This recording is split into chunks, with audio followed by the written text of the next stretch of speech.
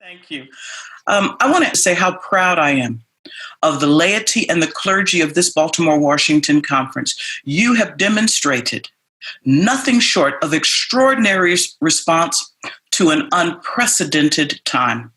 You have met challenge with creativity, obstacles with determination, disappointments with resilience, and frustration with optimism. You truly have lived in to the sermon that was preached on Easter. You have brought faith greater than your fear. You've been faithful. Thank you. I pray that you'll continue to be as collaborative and inclusive after this season as we've seen you be during this season. There are some old practices that we want to leave in the tomb of COVID-19 and some new ways of being that we want to emerge with us. Let us be as strategic in that regard as we have been before. Beloved, during this quadrennium, we have used Ephesians 4, verses 1 through 16 as our guiding scripture. We've drawn from these passages as we've engaged in holy conferencing, as we've developed our strategic foci and ordered our lives together in mission and in ministry. The overarching message inherent in these verses also grounds our protocol and our processes for gathering together again as the beloved community during the midst of this pandemic. This scripture reminds us that we are one as the body of Christ, and yet within that oneness there is diversity. The way that we're able to remain in the unity and the bond of peace is that we privilege others above ourselves, care for one another with acts of love. We resist any immaturity that tears at the fabric of our unity and succumbs to selfish motivations. We bear with one another in love as we all strive towards the same end, which is being fully mature in Christ and robust in love. As your Episcopal servant, my priority in this pandemic has been and will continue to be lives above every other consideration. We will err on the side of safety rather than expediency, and we will remember that this is a fluid situation requiring attentive and adaptive responses. In the light of the best information available from trusted medical and infectious disease personnel, one of whom is on this panel, and the collective discernment of the stakeholders of this conference who weighed in on this matter, I recommend that all local churches continue to conduct virtual worship and refrain from in-person gatherings until it is clearly safe to do so again. We are really safer at home. And I know many of you are asking questions about how does this apply to gathering outside and gathering in open air worship spaces, and we will address that. I know that we yearn once again to comfort one another, enjoy the fellowship of the body and the blessing of in-person worship. And yet we know that the risk to human life is still high. Also, as our Ephesian text reminds us, we must pour ourselves out in acts of love for one another, which includes the sacrifice of refraining from gathering prematurely. There are many within our congregations who are in the highest risk categories. And I want us to remember that that isn't just about pre-existing conditions. The statistics have borne out that persons of color represent one percentage in our population, but are overwhelmingly a higher percentage of those who have been infected with the COVID virus, but who also have succumbed to it at an alarming rate. We need to think about that as our houses of worship begin to open themselves up again for us to gather. Our personal desires must be secondary to caring for the most vulnerable among us. The information that you're going to receive this evening has been the best wisdom that we could bring to bear on the reopening of buildings and conducting in-person gatherings, again, as it is safe to do so. Bear in mind that these reopenings will take place in phases. Also, please understand that this will not be a linear trajectory. We will move into phase 2, and then we may have to go back to phase 1.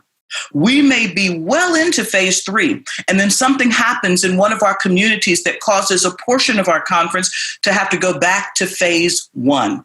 So again, we need to remember that this will be fluid, and again, we will be adaptive. As we all know, the bounds of our conference lie within 3 distinct local governments. Each of these governments is assessing the status of the coronavirus in their area. Local churches preparing to gather in person must strictly follow the guidelines and recommendations of their local state and health agencies. We will do our part to update conference materials and resources as they become available. And we need you to do your part to remain vigilant, to remain well-informed with credible information, and to, again, privilege human life above all else. Thank you, Bill. I put us back in your hands. Thank you so much, Bishop. I do appreciate your guidance and leadership in the midst of all of this. We're going to dive in, people. If you did receive the document, you might want to get that out now. Please know that this is not a one-size-fits-all document. There will be a lot of contextual pieces that you might have to discuss with your district superintendent moving forward. A lot of this relies on the best information we have from our medical experts and from our local and state government. You also won't see a lot of date specifics because we're not moving that deeply. So let's get this started. People can hear me, but they will see you. So I'm looking at this graphic that was designed, and if you can explain it to me a little bit, because some things I don't understand is I thought in phase 1, we were at the highest risk of everything. And in phase 3, there's lower risk, but doesn't seem to be what the graphic shows. Enlighten me. I'd be happy to. So as Bishop says, the core concern here is to mitigate the negative effects on human lives. And so this dial is about what we do in order to either lower the risk of spreading COVID-19 or raise the risk of spreading COVID-19. So stay-at-home orders, which we see in stay-at-home or safer-at-home orders, are designed to lower the risk of spreading it. And as restrictions are lifted, risk increases. So the dial goes to the red. Each restriction that is lifted, it increases the risk. Each governmental agency is responsible for putting in place this robust testing and capacity in the healthcare system and monitoring specific data. And each of these jurisdictions, each of our 3 jurisdictions, are looking at different data points. So that expands exponentially the fact that some areas of our conference may be actively seeking to minimize or lower the risk of spreading, to get us more back to the green. And some may be pushing the needle the other way. And just as Bishop said, we could be going closer into phase 3 and then have to come right back to risk the spread of COVID-19. Part of what else I would love to encourage people to think about is we're not sitting at a stoplight waiting to go. We are the church now, so we are going now. And I think that's a really important distinction too. Also, if you look at the plans of Governor Hogan, he really does use this low risk as phase 1, medium risk as phase 2, and high risk as phase 3, as he is seeking to explain our role in seeking to mitigate risk or lower risk in our places as we slowly move with this virus that's not totally known yet.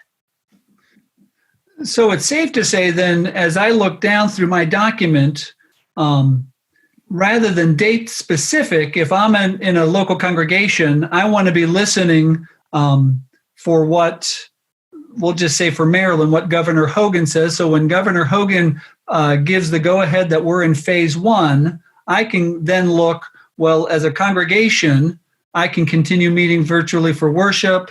I should designate my team and begin to plan things. And when we hear from the governor and his administration that we can move into phase 2, then I can follow what's recommended and suggested for moving into phase 2. Am I reading that correctly? And yes, and these are general. In the rest of the document, we sort of break through the decision-making process you need to make in your local context, because even even if we take, and people have asked, why aren't we giving numbers? I'm just going to take the phase 1 numbers. So right now in West Virginia, there's some parts of West Virginia that can gather up to 25 people, and other parts, the hot spots, that can only gather up to 5 people. So even within the same local government, you may or may not have a standard limit on the gathering of people. So you have to keep abreast of what is the reality in your local context and the places that your congregants are coming from, because not all of it's not just about the neighborhood of the church, but also of the persons and where they're coming from. But this is just to give a thumbnail sketch of the stages that governments are moving through. But again, they may do micro movements as they seek to balance their concerns. And these are the patterns of behavior for our congregations below in general. The remainder of the document is designed to be able to help congregations identify what that actually means for them. Excellent. Thank you.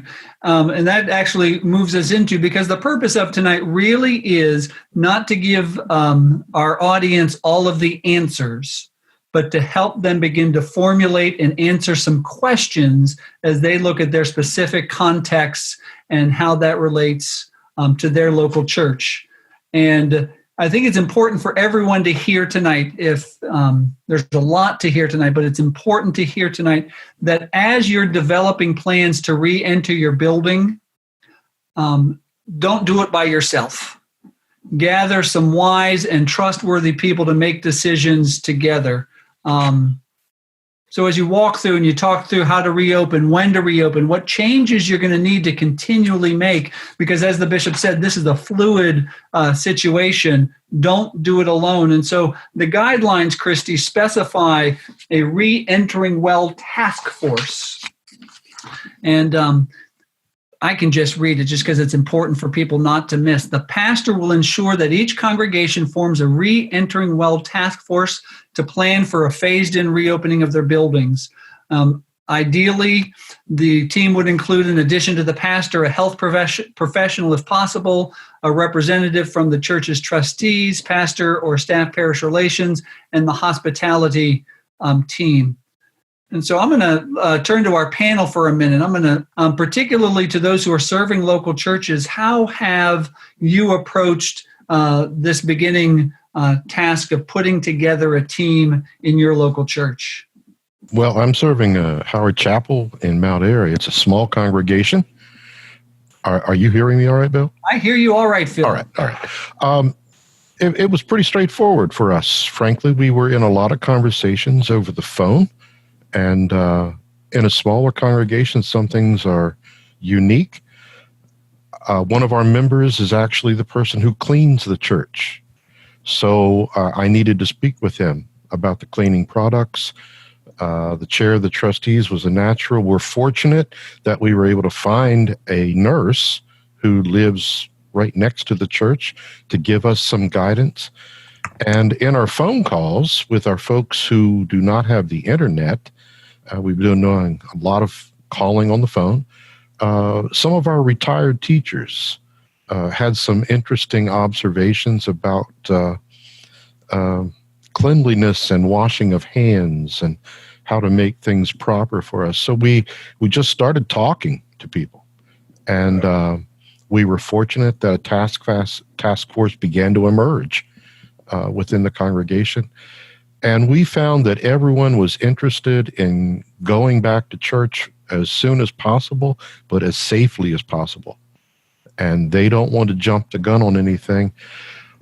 Our big concern is surfaces being touched. We have a second congregation that uses our facility. So we've been in constant contact with them that we're going to need to go through some very rigorous training of how to go back in safely. But I've been in awe of the people again, the laity rising up and saying we're here to assist, and we're going to do whatever's proper to get back in our church as safely as possible. Thank you, Phil. We can flip a coin. I would echo what Phil said. We have been talking probably since the day we couldn't meet about what it would look like. And over time, that conversation has kind of changed because the situation has changed. So we do have some folks that we've tapped to be a part of the task force. And all of the ones that we are recommending that in the document would certainly be people that I would also recommend. This might also be a good time to tap someone perhaps who has not been in a position of leadership that might have a lot of good ideas about what it would mean, what it would look like. It might be an opportunity for you to engage someone who just joined the church and then 2 weeks later they had no building to come to. So that's someone else that we are also considering. At Emmanuel, some of the staff took the lead to create a phased document. We usually find that it's better to have something in writing that we can then share with people to start working on together instead of trying to create something all together. So we took the lead, we created a document, we shared it with, we have a virologist who works at Johns Hopkins in our community, and she read through it and gave us a lot of really good suggestions that we incorporated in. And now it's going through the process, that document, of going to all of our leadership teams to vet it and review it. And then we'll share it with the whole congregation, because I really see this as a process that we all have to participate in together if we're going to make it work. So. You bring up a very good point, Stephanie, that this should not be just the responsibility of one team. As you begin to reopen, the entire congregation needs to take responsibility for looking out for one another in love. Mm-hmm. So thank you for bringing that to our attention. And for those who are watching, it's a good idea to take the document that you've been provided from the annual conference and adapt it and write on it and put how you and your local church are going to implement some of this so that you can share it. I agree that once it's written down, it's easier to share and it's easier to make sure you're following it straight through. So thank you very much for that bit of advice. So we've broken down the guidelines into three sections, what, who, and where. And so, Christie, the what seems pretty straightforward. It really talks and walks us through what we need to buy and what we need to accumulate and what we need to get together in order to have enough supplies like cleaning and sanitation products and masks, so that we have enough supplies, not just for the day we re-enter our buildings, but I'm guessing for beyond that, so we don't run out. Maybe from you or from others on the panel, any suggestions or thoughts of where people are purchasing their supplies, or where have you found vendors to do that? We do have a team of laity who are making cloth masks. Okay. A whole set of them that we're going to keep at the church to use for people who come and don't have one with them. So we're working on that. They're working on that. And then we have a couple of people who are researching cleaning companies and supplies to make sure that what we purchase is actually going to be effective on the virus. So we haven't gotten to the point of looking at where we're going to buy stuff yet. We're still making sure we have a cleaning protocol that actually really is going to work for what we need. So. I don't know if you can answer this question for me, Ella. Is there some way for it? Is there a formula that churches can use to decide how much supplies they need to order? Yeah. I don't know how. I think that probably a reasonable thing to think about is what your average attendance is like. My guess is going to be that in the beginning, the on-site attendance will not be what it was before. And then I think some of it is going to be really a bit of trial and error. And in that regard, we might want to think about clustering with neighboring churches so that as we go through a period of weeks or months and begin to see what our actual attendance is, that if there are some that have more people than others, that there can be some cooperation in terms of both purchasing. Purchasing in bulk is always going to be more economic, but also in terms of sharing it where the needs are. So I think that would be a way to approach that. It's really going to be a watch and see. And I would add to that, Ella, because a lot of people are raising the question and giving us some wonderful suggestions of where to buy things. So thank you for all of your suggestions of where we can buy things. I would add to that, though, make sure you're buying from a reputable dealer, somebody you've done business with before, preferably. I know everything's in short supply, and if your email inbox is anything like mine, every other email is a company trying to sell me cleaning supplies and post-COVID-19 disaster kits. So just make sure you're dealing with somebody hopefully you've dealt with before, but that you know is not just a company that has popped up in the moment. Yeah. The other thing I would add, Bill, is that during these 8+ weeks of home confinement, we've become comfortable in our environment, and we're primarily with people that we share this space with. I think we can anticipate a rise in concern and demand for these products as things begin to open, and we may begin to see, while a lot of companies are striving to make supplies available, I think we may potentially see another rise and demand for these supplies as we're entering that particular phase. Thank you, Ella. I appreciate that insight.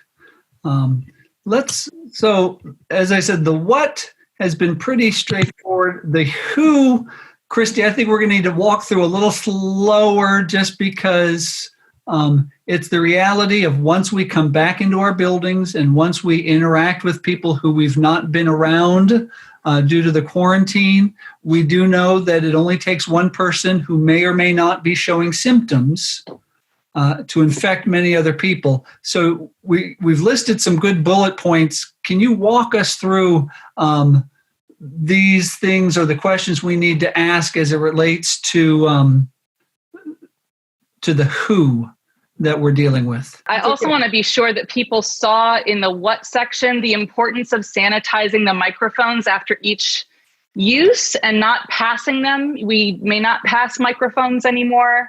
And they must be specifically sanitized after each use. The who, yes. As we know, it only takes one person to infect many others, and we may not know that we're doing so. So everybody must maintain the social distancing, and that doesn't just include while we're in the space, whether we're indoors or outdoors, but from the time they leave their vehicles or their homes, if they're walking, and enter the space and exit the space. All of that has to be mapped out so that social distancing is maintained. We may not hug or fist bump or elbow bump or shake hands. Everyone must wear masks at all times when in public, and this is where the good hospitality is to be sure that we have a supply of masks for people who forget theirs, while asking our members to come with their own masks. Vigilant about hand and face hygiene, which means no touching and sanitizing hands. And it's really important that our signage help people enforce that message. People vulnerable to the virus should stay at home until phase 3. And they need to be feel like they're a part of the community still. So we need to be really mindful about how, if we make the decision to transition back into the church for some gatherings, how we're including everyone. Leaders identified and equipped by the task force must take responsibility for enforcing necessary policies to create a safe space for people who come into our church buildings to worship. And ideally, this equipping is also equipping the congregation to understand it's not rude to tell someone, you're closer than 6 feet to me, or you really do need to wear a mask before you're allowed to come in. We need to be really intentional about that. And if we're not comfortable doing that, we may not be comfortable going back into our buildings during phase 2, and we'll see where the protocols are for even phase 3. I'm going to pause you there for a second, if I may, because that is an important aspect I don't want for us to move beyond too quickly, that we need to identify some people who are going to take responsibility to make sure that all of our policies and practices are being followed. But in addition to identifying them, should we be offering training to those people of how to interact and what's the best way to make sure that, yes, while we want to be clear on our policies, we also want to show some grace. What are your thoughts on that, Christie? Right, that identified and equipping. So from this bullet point down, we are in the process of developing the tip sheets for that in terms of what might be in that training. And also we've talked about potentially developing some helpful videos for congregations to use to help also help people get the message that this is the culture right now of how we do church. Okay. And when I think just to reiterate, when you talk about vulnerable people in this section, that would also include any clergy or staff members that could be vulnerable. And there may need to be a little more grace shown that while the congregation can return to the building at some point, maybe some of our clergy or some of our staff people will still have to work and work remotely. Absolutely. Great. We also need to be intentionally developing a method to track attendance at worship and other gatherings, which you may or may not be doing now, but it's going to be essential when we start being together more, so that in case someone becomes ill, contact tracing can happen and help, again, be a good steward of the lives that are entrusted to us. Do you have any suggestions for the best way to do that?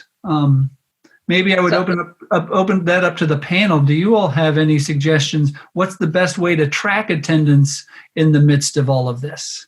It's probably going to be a little more cumbersome for some of our congregations that have larger numbers. However, we know that as we're moving through these phases, there will be, based on locality, numeric limits to how many persons are able to be in a space at any given time. And so, again, congregations may need to look at having 2 or 3 services to accommodate the number of persons that they believe will come out. And again, it will be incumbent upon those identified through the task force to perhaps even just write down who was at the service. Because if someone should contact you, so we say we have a service on Sunday. By Wednesday, you receive a phone call that someone has now tested positive for the coronavirus. It's the responsibility of the leadership to contact every person that was there. So even if it seems, like I said, as cumbersome as taking each person's name as they come in order for us to really be able to be a loving, safe, and caring community, we're going to have to go to that level of detail should we have to do contact tracing. But you bring up a very good point, Bishop. We cannot be thinking in terms of the number of people we had in what I call BC, before COVID.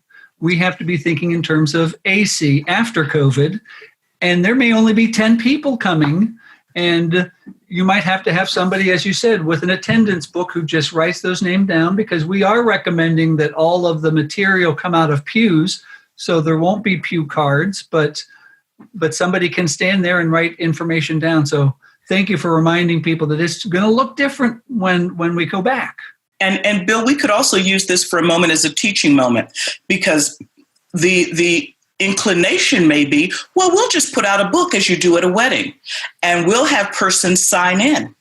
Now let's think about that for a moment. If they're using a common pen, now we have all 10 or all 25 or all 50 of those people using the same instrument. Those are the kinds of things that we're going to have to avoid, some of our natural inclinations. So no, it can't just be each person writes their own name into the book, or even touching the same book, which is, again, why all materials will be removed from our pew areas. So it really will need to be someone or a couple of people who, as persons are coming in, writing down the names of persons who are there. We really have to think about how do we mitigate transmission.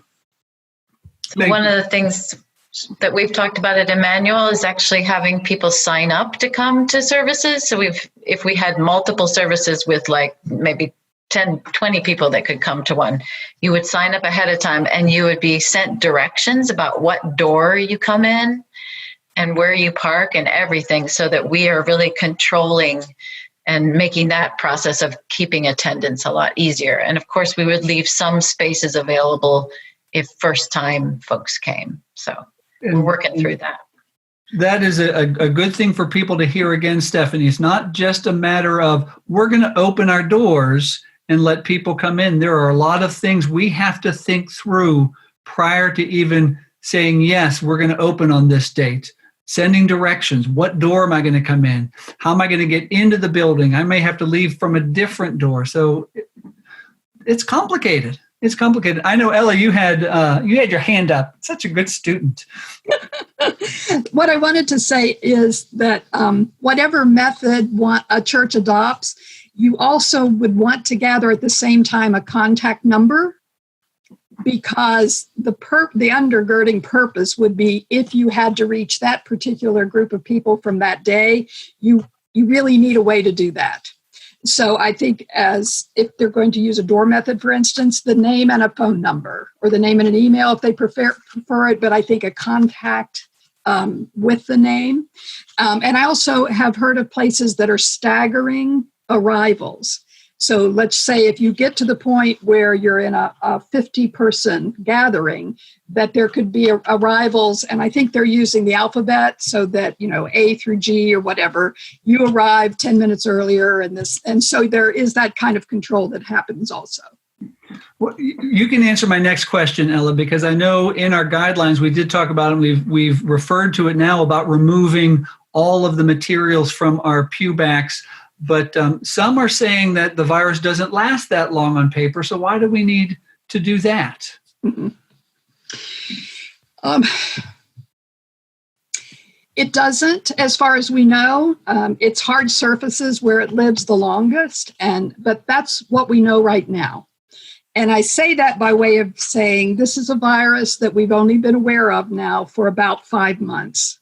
And literally, we are learning day to day and week to week about its behavior.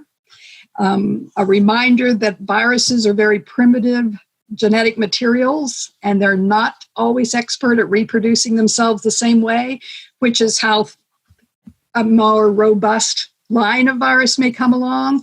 So I think because we're really paying attention to all touchable surfaces, then we will include all of those paper elements and leather and the bindings and all of that at the same time, so that we have cleanable areas. Books may not retain a long time. They're also not easy to clean. They're not easy to attend to.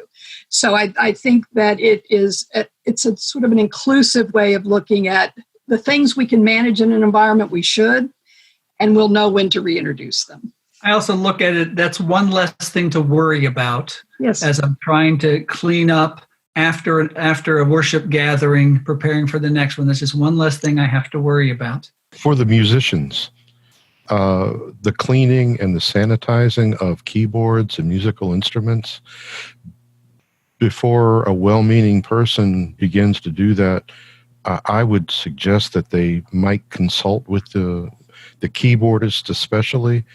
On pianos, it's been standard practice for eons, cleaning the keys after lessons. It's a very simple process. Frankly, with rubbing alcohol, it can be done on plastic. But some keyboards have ivory and some organs have wooden keys. Please consult with the musicians.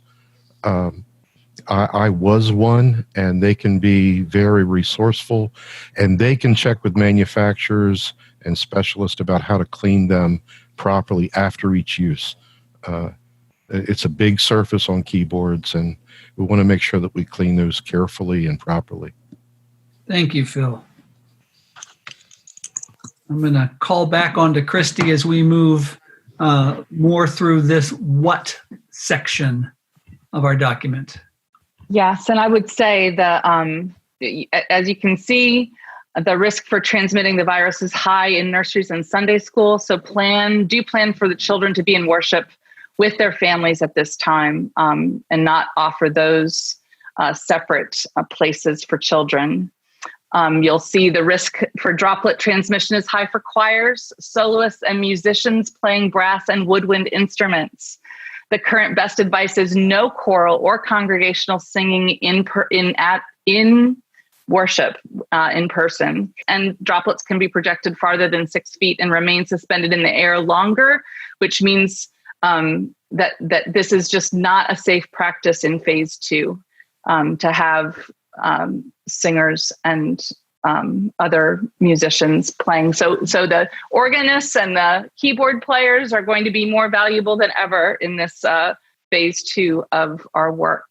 Get out the guitar and ukulele. Guitar and ukulele works too. But yeah, say that again. No in-person choral or congregation singing. And Bill, and Christie, if I could for a moment address this, it may sound somewhat ridiculous.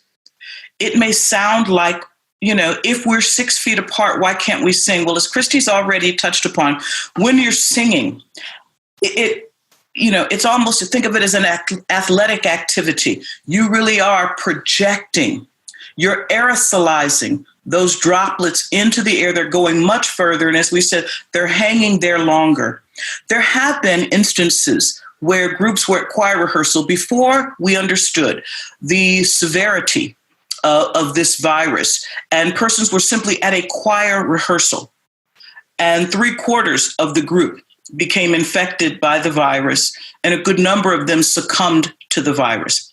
And so while we do not want to appear alarmist, while we do not want to appear to be overreacting, we're talking about human lives here. And so if we can engage in practices that will protect us, will protect those around us, we want to err on that side of safety. And not be throwing caution to the wind and saying, well, I don't believe that it can be transmitted in this way, or I don't believe singing will make a difference. We have seen cases where there are other denominations who have lost large numbers of persons because, again, in the beginning stages of this, they did not take this situation as seriously as they should have. And so, again, I want us to be sober-minded in our judgment about this. We're going to have to be thinking about new and different ways of engaging in some of these sacred and wonderful practices together that privilege life over the way we've always done it. Can I just say one thing at Emmanuel? We're looking forward to learning some songs in ASL.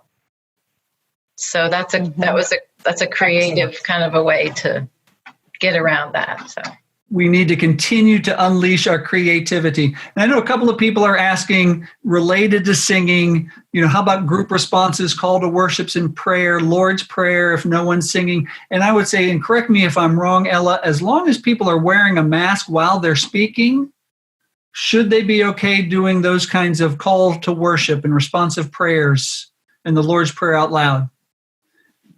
Yes, I think speaking in a normal way, in a seated position with a mask on, that would be absolutely acceptable. Thank you. Thank you very much. And Bill, I'm going to jump back in one more time, and then I'm going to mute myself. We're getting a lot of questions about, but what about outdoors? With every one of the items that we've moved through, someone's asking, well, what about outdoors? So, of course, if you have the luxury of having a space outdoors large enough for you to gather safely, again, still paying attention to what the gathering restrictions are in your particular area. If you have that kind of access to a space, most certainly use it. But here's the situation we need to think about. When we sometimes gather that way, we become lax. right? In the way that we start engaging each other. So we're outside. So now I think it's okay to be closer than 6 feet. We're outside, and it might be okay for us to be singing. We're outside. We still have to be conscious, right, of that there's still a possibility for transmission. So as we're doing some of these things that remove some of the restrictions, we cannot allow ourselves to become lax. We cannot be lulled into thinking that all risk is removed simply because we are outside. And so again, yes, being outside will provide you with greater flexibility. It will provide you with greater opportunity to do some things, but please do not allow yourselves to become lax in doing so. And I would add to that, and if you want to speak to it, Bishop, that would include a number of people have asked about drive-in worship services. As long as people do not exit their cars, there should be no problems with doing drive-in services. Some of my colleagues from around the connection are doing drive-in services in other states, but they're marking off parking spaces so nobody parks directly next to somebody else. So just ensure in case somebody accidentally, oops, I'm going to just step out. Right. They cover that. Right. We have churches that have been engaging in parking lot worship. Some of them have bought the equipment to be able to act sort of as in a drive-in movie theater, right? Having that same technology. We've had that happening in the conference, and absolutely persons can engage in that. Again, remembering how to still engage in social distancing and safe practices, even as we're fellowshipping in that way. Thank you. Thank you, Bishop. Greeters, ushers, and communion stewards. Moving on, Christie. Thank you. Yes, absolutely. So because of this social distancing policy, and because there's no physical contact, those two things mean that we have to totally rethink what does it look like to greet somebody. What does it look like to be an usher and help direct traffic flow, which is going to be really important, as you'll see moving forward, in terms of how we're moving in our space to maintain the distancing that's required. And communion stewards, we'll talk a lot more about communion on the what, but those are all three of those roles, and we're going to be making tip sheets for those as well, using some ideas that we're gathering from folks all around the country and within our own annual conference. They have to rethink their role. So it's not going to look the same. What I'd like to highlight is what you've put in there. Keep doing virtual ministries. As the director of New Faith Expressions, nothing excites me more than just about every one of our churches has started a new online campus. Please don't stop doing that as we move back into our buildings. You'll need to do it for a while so we don't exclude people. But as I have heard from around our conference and around the country, we've got new people joining in worship from different parts of the world. I think Stephanie said Thailand. I know in my family, we've been visiting churches we used to attend in different parts of the country from where we grew up. And we were visiting some churches with my daughter where she goes to school in Oklahoma. So please, when all is said and done, don't give up the virtual ministry. This is it's pretty much, Christie, everything we need to take into consideration before we even think about re-entering our building. I know we talk a lot about cleaning and sanitizing our facilities. Does that have to be professionally done, or can volunteers clean our buildings? Yeah, I think there's a very good CDC cleaning guidelines document, and if you have persons who can follow that, and persons who are not in the vulnerable categories that can follow that, that guideline specifies when a professional deep clean is required. As you see on this, if there haven't been people in your building in these spaces, and we know that there won't need to be a deep clean before you go in there, but based on what's happening in your space, you may need professional deep cleans on the schedule as specified in that guideline document. Thank you. So as we look through this section, just walk us through, Christie, what do we really need to highlight? What do we need to unpack a little bit more in this section of the document?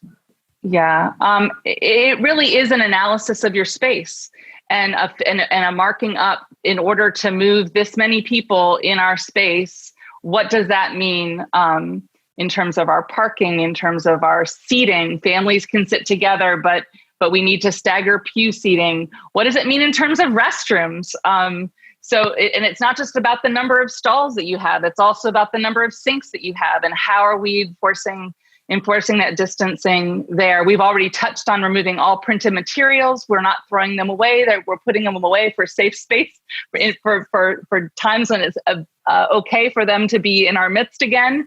And again, you might have to rethink how you're giving hospitality instructions or projecting scripture, or letting people, reminding people to use their cell phone. We don't recommend people are bringing their Bibles and papers and stuff into worship, but that we provide a way to communicate that material that we usually use from the pew racks in different ways. Posted digital signage and communication and verbal instruction. It's really important that it's not just what not to do. It's done in a way that really conveys our commitment to loving our neighbor and doing no harm. And many people have asked if the conference would help in creating a standardized pack of those. And definitely we can. We won't be able to do direction signage or anything that's unique to your space kind of signage, but general signage, we absolutely would be happy to help create. And it can be as simple or as complex as somebody wants to make it. Is that fair yes. to say? But it needs to be, but it needs to be simple. It needs to be clear, right? Thank you. Absolutely. Thank you. Offerings are big. There's a big, this will also often have a tip sheet, associated with it. Offerings should be collected in secure receptacles, no offering plates, please. So secure receptacles near entrances and exits. We advise continued encouragement of electronic giving for many reasons. One is the safety of our counters, but also because, again, that dial could dial back to having to do everything virtually. So please do continue to invest in helping people get comfortable with that. A safe method needs to be created for counting the offering that includes masks, gloves, social distancing, and depending on your situation, you may want to be sure that there's just a clarity around how we're even moving people in and out of that space, because we're used to going in pretty huddled in lots of the counting rooms that I've been in. So it's also slowing it down, looking at that process so that we can do that in a safe way. Communion is the next piece of this. And Bishop, do you want to speak to this? Yes, thank you. So again, beloved, I know that we have been yearning to be able to come together again, to celebrate the Eucharist, to engage together as a community in Holy Communion. And so as we begin to gather to do this, we need to be extremely mindful, again, of person-to-person contact. We need to be extremely mindful of multiple hands touching common surfaces and common utensils. And so, for instance, I've already seen in the questions, well, we're a church that cares about creation as much as we care about people. And so the prepackaged communion cups are not environmentally friendly, okay? But we need to think about if someone is passing out bread. Now, I've got a person, even if they have gloves on, who's coming into contact with each person that they're offering that bread to. There's the potential for transmission there. If cups are being passed out, how do we pass them out? Again, without multiple persons touching them. And then in the collection of those, if we're using, again, the standard cups that most are using, there's saliva that is remaining on that cup as I'm going to even place it in, the round receptacles that we often pass. And if we're passing it from person to person, think about the number of hands, the number of persons that have now come in contact with those surfaces. And so we really do believe that right now, to be able to celebrate communion in a way that, yes, allows us to engage in this most sacred liturgical part of our church, and again, I know we're yearning to do that, is to have the prepackaged cups, prepackaged materials, have them placed on the seats by one or two persons with hands gloved and masks on, where persons will be sitting, and then they will come and at the appropriate time in the service, open that and take their communion. If you're manipulating that mask to be able to take that communion while you're still inside the sanctuary, you've got to then have your hand sanitizer ready to immediately use it after you have taken the wafer and the cup. Those prepackaged materials then need to be disposed of by you in a trash receptacle that really should be at the end of every pew. And you can just drop that in as you're exiting the pew, so that, again, multiple people are not having to come in contact with that. So again, we want to encourage this sacrament of Holy Communion again. You've been yearning for it. And I want us to be able to do that. And we need to do it in a way that is safe and that does not increase the likelihood of transmission. There are some communities, I understand, that are going to be blessing the packets, but then asking persons to wait until they get into their vehicle, perhaps, or wait until they get home to take it, because it has been blessed there as a gathered body. You can certainly engage in that, but if you really want to take it together in unison inside the sanctuary, again, when you lift that mask to take that wafer and that cup, please immediately use your hand sanitizer and dispose of it yourself in a receptacle at the end of the pew. One of the things that has been asked by several people is, what if individuals brought their own communion elements from home with them? So absolutely, if persons are bringing in their own receptacle that has the juice in it, and they're bringing in their own bread and they're the only ones touching it, then absolutely they can receive it in that way. And that would be an alternative to what some might take objection with using the prepackaged. So let me just say this, beloved. While I would hope that we would refrain from taking shortcuts to any of the advice that, again, our infectious disease specialists and other individuals who have done research and are really well versed in these things, I would hope that we would avoid trying to find shortcuts to the advice that they're giving us to limit transmission. If you can develop things such as this, an idea that does not create a shortcut that puts someone at risk, but that in fact would work within sort of what we've been calling the commander's intent, if you will, of any of these protocols and processes that have been developed. If you can come up with something like that that is safe, then please absolutely engage in it. And not only that, share it with others so that others who may not have thought of it can engage in that as well. But that would absolutely be a way for persons to participate in communion without harming the environment. And it's also good to remind people that this is for now, not forever. So we just have to make some adjustments for now. Okay. Yeah, I would just say social coffee hour also needs to wait until phase 3. And at that point, to be able to be cognizant of the fact that you'll want servers wearing gloves and using utensils rather than an open buffet table. And I'd like Ella to speak to this last point. The reality is part of our communication is to say, if you feel sick, stay at home. Or if someone at home is sick, please stay home. But we still need to identify a space that could be used to separate someone who becomes ill during one of our gatherings until they can safely depart and return home. And in the event of any medical emergency, we have some instruction too. So Ella, if you'd like to explain that a bit, that would be helpful. I think the first thing that we want to be thinking about ahead of time, and we may even want our congregations thinking through scenarios or practicing some of these things, when someone becomes distressed, the natural impulse is for you to go to that person and help. So we have to think through ahead of time how it is we would do that. So let's say that we had someone who is having a heart attack and maybe falls into the pew or falls to the ground. We need to think ahead that we are definitely going to provide for that person, but we've got to have some control over that in terms of who's going to respond and how to best respond. 911 should be called immediately, as we would in any circumstance.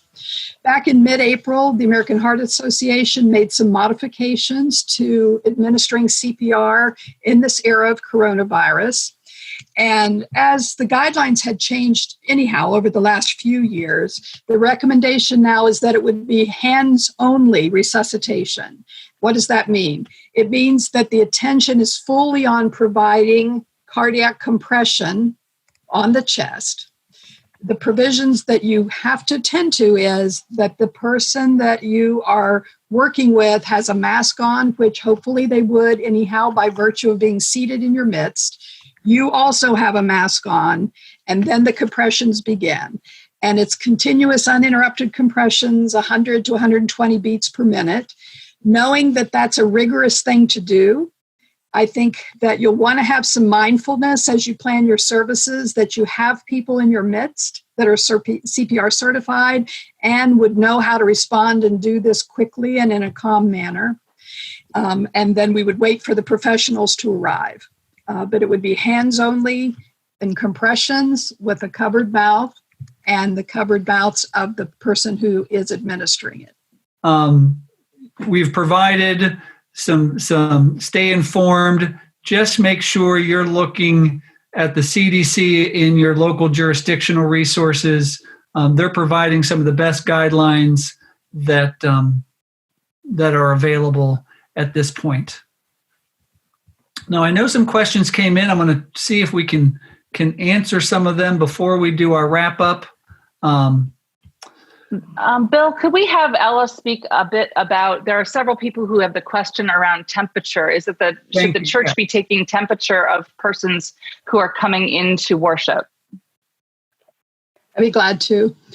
The CDC guidelines for faith-based communities is clear on this. Faith-based communities and organizations, it is not our charge to be taking temperatures by way of screening people who come into our midst. Now, what is the reason for that? We're not a healthcare organization. And really, our best preparation for being in each other's company is the one of thinking first about if we are ill, and for us to be really, really conservative in terms of our judgment about whether we go into an in-person gathering or not. The impulse is going to be great to go.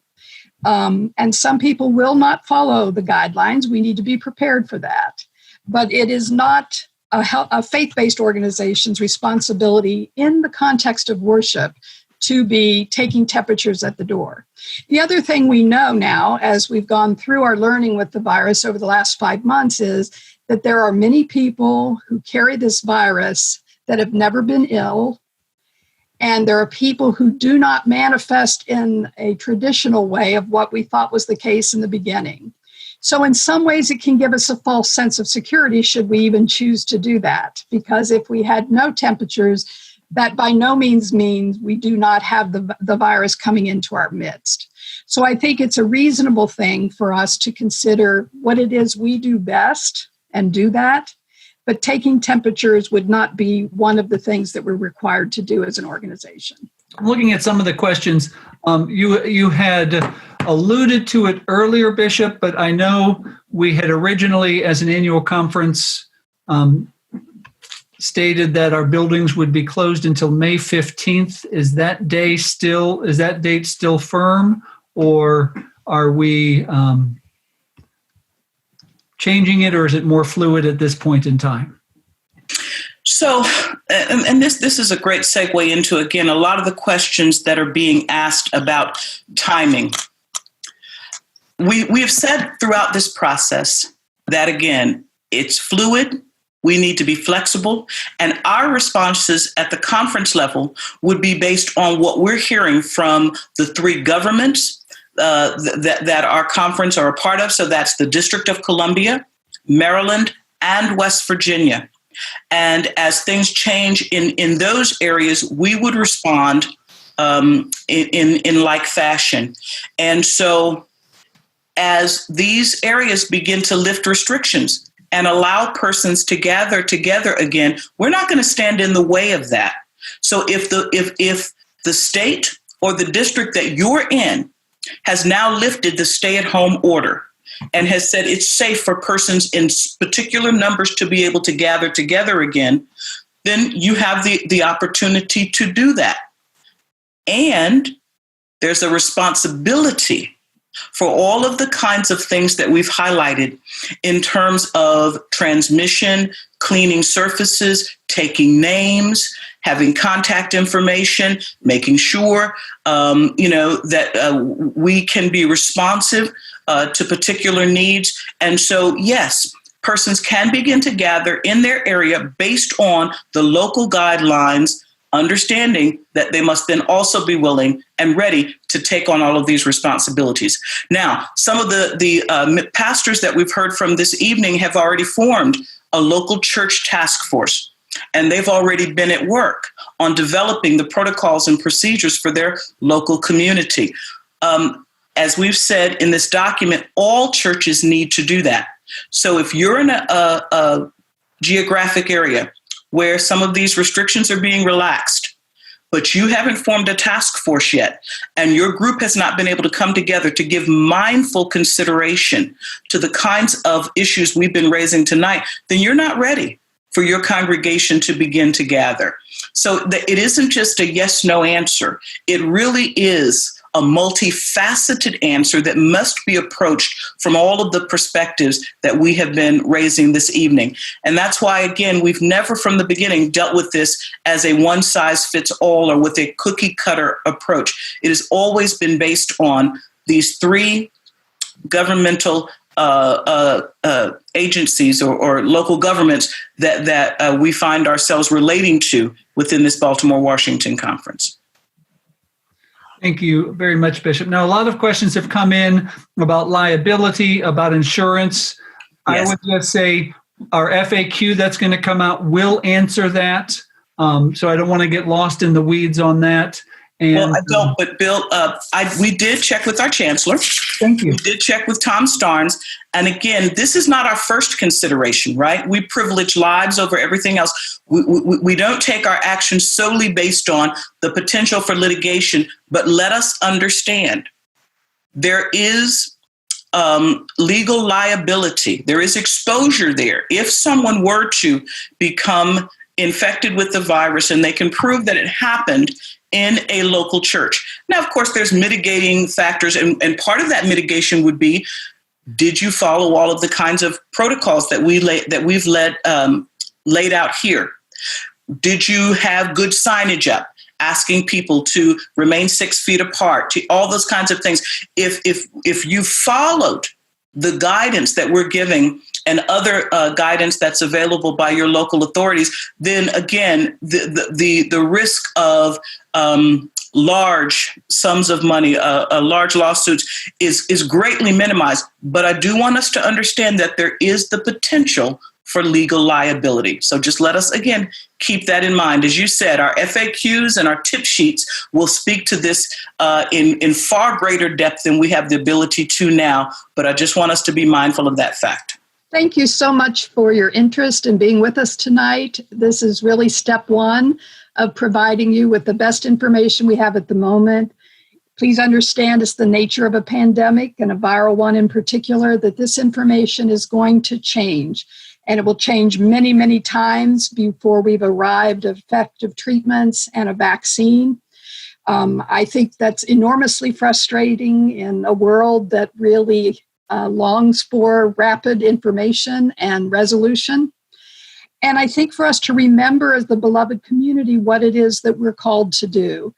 As a healthcare professional, I look to you as leaders of the church to be really the people who help to make sense of the information we have, to dispel misinformation when it arises, to be able to connect people with those who can answer questions, and assuage the fear in this time of uncertainty.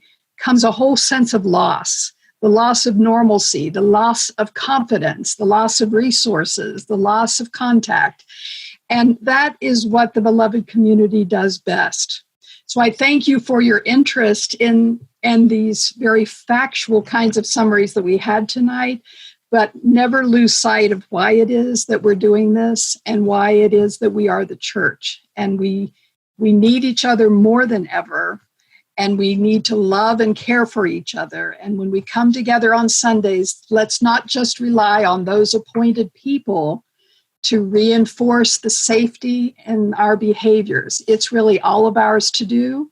If we can preserve an element of humor that will help us when we remember, that we don't embarrass people as we remind them, and don't for a moment underestimate the stigma that's attaching even to this virus. There are people, I have to tell you, as a healthcare professional, I've been alarmed at how much naming of names there has been as people were diagnosed with this virus. I think we need to preserve people's dignity as well as their privacy with protected healthcare information. But there are people that are known to their communities, and there's going to be an awkwardness for them as they enter our spaces again. And there are going to be people that are reluctant to be anywhere in proximity to people that they know who have had the virus. So we just need to be mindful of that and care for those people in a particular way, but also care for those who are still fearful and wondering what they can do safely. So let us be the beloved community we're charged with being. Thank you. Thank you, Ella. Bishop, you get to the next to the final word. Amen. Amen. I want to just echo everything Ella just said. She's spot on in terms of who we are, whose we are, and what we're called to do in this season. I don't want us to focus so much on what we can't do that we lose sight of what we can do. Our God still reigns. Our God is powerful, and our God has given us and will continue to give us everything we need to be the people of God, to let our light shine at a time like this. And so I pray that we don't allow ourselves to get mired in the minutia, that we don't allow ourselves to become bitter, angry, frustrated over what we can't do. Let's show the world who we are beyond all of the accoutrements that we're accustomed to, have grown accustomed to in comfortable worship, that we can still be the people of God, even in a time of pandemic, that the most essential and important things, praying together, caring for one another, social distancing, and the kind of protocols that we've talked about tonight is a part of caring for one another, making sure that one another has the food, the medicine, the things that they need, coming up with creative ways to still baptize and welcome people into our community. That's how we shine. That's how we continue to let our light shine as the body of Christ in this time. We are the Davids against the Goliath of this thing called pandemic, but we are not impotent to be able to meet it not with poor theology, not being anti-science, to meet it in ways that preserve life, but continue to give the message that we are beloved of God, we are the people of God, and we are still here to make disciples of Jesus Christ for the transformation of the world. So may we rise as the people of God and proclaim to the world, even in a pandemic, our God reigns.